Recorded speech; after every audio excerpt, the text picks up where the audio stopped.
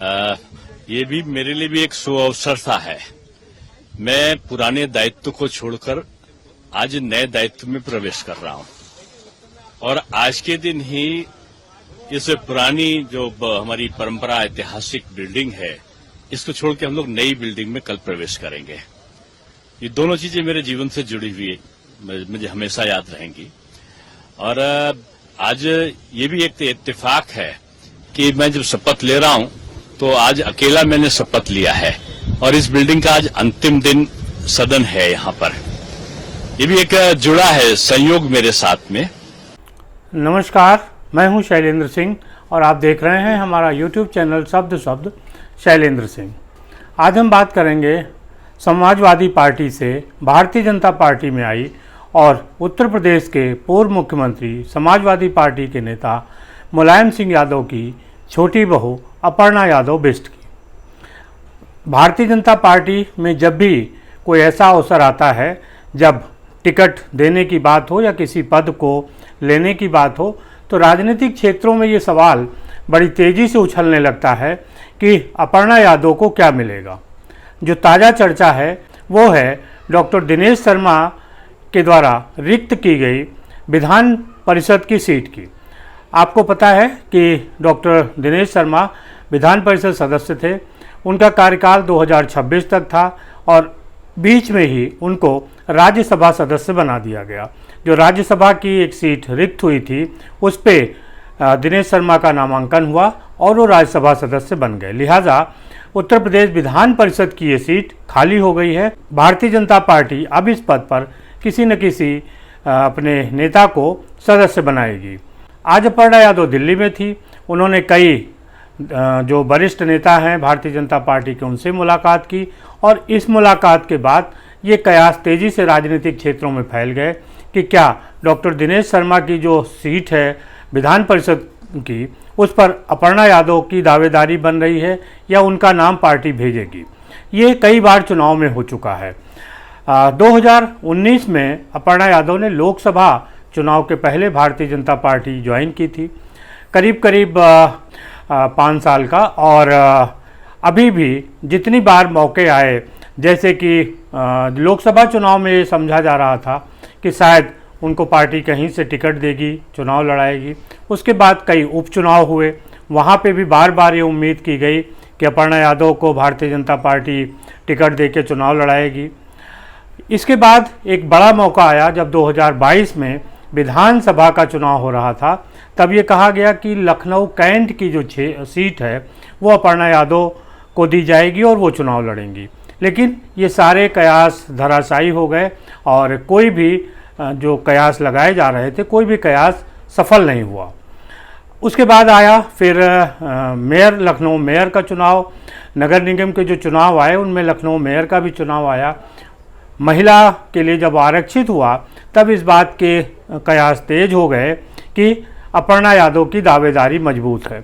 अपर्णा यादव उस समय भी भारतीय जनता पार्टी के तमाम नेताओं से मिली और जो राजनीतिक हलचल थी वो बढ़ी। राजनीतिक क्षेत्रों में कहा गया कि अपर्णा यादव को अब लखनऊ मेयर का चुनाव लड़ाया जाएगा। उसके पीछे एक तर्क ये भी दिया गया कि लखनऊ में जो पहाड़ी मतदाता हैं, यानी उत्तराखंड के जो मूल निवासी हैं, उनकी संख्या ज़्यादा है। भारतीय जनता पार्टी ने इस तर्क को तो माना, लेकिन इसके बाद भी अपर्णा यादव को लखनऊ मेयर का टिकट नहीं दिया और ये टिकट गया सुषमा खरकवाल को, जो बाद में लखनऊ की मेयर बनी। अब एक बार और मौका आया है सदस्य विधान परिषद की जो सीट खाली हुई उसको लेके, और इस पर भी कयास तेज हैं कि अपर्णा यादव को शायद पार्टी सदस्य विधान परिषद के रूप में आगे बढ़ाएगी।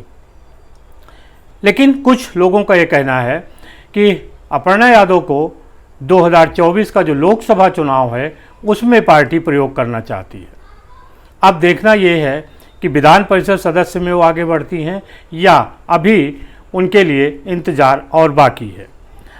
इसके पीछे के कुछ तर्क हैं और तर्कों में कहा जा रहा है कि भारतीय जनता पार्टी में जो दूसरे दलों के नेता शामिल हुए हैं उनको लेके एक अभी अविश्वास की स्थिति है, या पार्टी उन पर उतना भरोसा नहीं कर पा रही, या उनको लेके जो काडर के नेता हैं उनके बीच एक तेज बहस है, उनमें नाराज़गी है, लिहाजा बाहरी नेताओं को अभी इतना महत्व तो नहीं दिया जा सकता। घोसी उपचुनाव के बाद ये बहस और तेज हो गई है कि भारतीय जनता पार्टी में जो दूसरे दलों के नेता आए हैं उनका क्या होगा और किस तरीके से उनको समायोजित किया जाएगा। घोसी उपचुनाव में दो नेताओं की जो राजनीतिक ताकत दांव पे लगी थी, उसमें एक सुहेल देव भारतीय समाज पार्टी के अध्यक्ष ओम प्रकाश राजभर और दूसरे दारा सिंह चौहान की, जो समाजवादी पार्टी के विधायक थे। समाजवादी पार्टी छोड़ के वो भाजपा में शामिल हुए, इसके पहले वो भाजपा में विधायक थे, मंत्री थे, तो लगातार दल बदल करते रहे।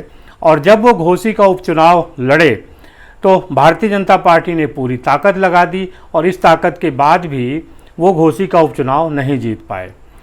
सिर्फ दारा सिंह चौहान की हार ही नहीं हुई, ज़बरदस्त हार हुई और इस हार ने तमाम तरीके के जो समीकरण थे उनको ध्वस्त कर दिया। और एक बात कही जाने लगी कि अब उत्तर प्रदेश में भारतीय जनता पार्टी के खिलाफ माहौल बन गया है। भारतीय जनता पार्टी के अंदर के लोगों का कहना है कि जिस तरीके से दल बदल करने वाले नेताओं को भारतीय जनता पार्टी ने तवज्जो दिया, ये हार उसकी तरफ इंगित करती है और लिहाजा भारतीय जनता पार्टी को अब बाहरी नेताओं से सचेत हो जाना चाहिए। देखना ये है कि जिन नेताओं ने भारतीय जनता पार्टी ज्वाइन कर ली है या आगे जो ज्वाइन करेंगे उनको पार्टी किस तरीके से समायोजित करेगी। अभी फ़िलहाल जो राजनीतिक बहस है वो अपर्णा यादव की तरफ है कि अपर्णा यादव को लोकसभा के लिए सुरक्षित रखा जा रहा है या फिर सदस्य विधान परिषद के रूप में उनको आगे बढ़ाया जाएगा। अब कुछ ही दिनों की बात है और जल्दी ही इसका ऐलान होगा, लेकिन जब तक ऐलान नहीं हो रहा तब तक तमाम तरीके के कयास लगाए जा रहे हैं। जो लोग इस पक्ष में हैं कि अपर्णा यादव को सदस्य विधान परिषद के रूप में आगे नहीं बढ़ाया जाएगा, उनका ये कहना है कि ये सीट ब्राह्मण समुदाय के तरफ से खाली हुई है, लिहाजा ये सीट उसी समुदाय को जाएगी। क्योंकि अगर देखा जाए तो जो राज्यसभा की सीट जिस पर कि डॉक्टर दिनेश शर्मा का निर्वाचन हुआ है वो भी ब्राह्मण के द्वारा ही खाली की गई थी, उनके कोटे की थी, और ये सीट जो सदस्य विधान परिषद की है वो भी उसी कोटे की है। इसलिए इस बात के भी मजबूत दावे हैं कि हो सकता है कि ये किसी ब्राह्मण उम्मीदवार को ही दी जाए। जब तक घोषणा नहीं होती तब तक ये तमाम तरीके के कयास जारी रहेंगे और लोग अपने अपने तर्क देते रहेंगे। बहरहाल अभी ये बात तो अपनी जगह सत्य है कि अपर्णा यादव की जिस तरीके से भारतीय जनता पार्टी में आगमन हुआ था, जितने ज़ोर शोर से, और उस समय जो तमाम बातें कही गई थी, कयास लगाए जा रहे थे, वो सब धरे के धरे रह गए। अभी तक उनके खाते में इंतज़ार ही आया है। अब ये इंतज़ार कितना लंबा होगा या कितनी जल्दी ख़त्म होगा, ये देखने वाली बात है।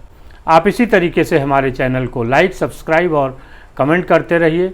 सब्सक्राइब ज़रूर कर लीजिए, आपकी द्वारा ये दी गई ताकत ही हमारे मनोबल को बढ़ाती है। शुक्रिया, धन्यवाद।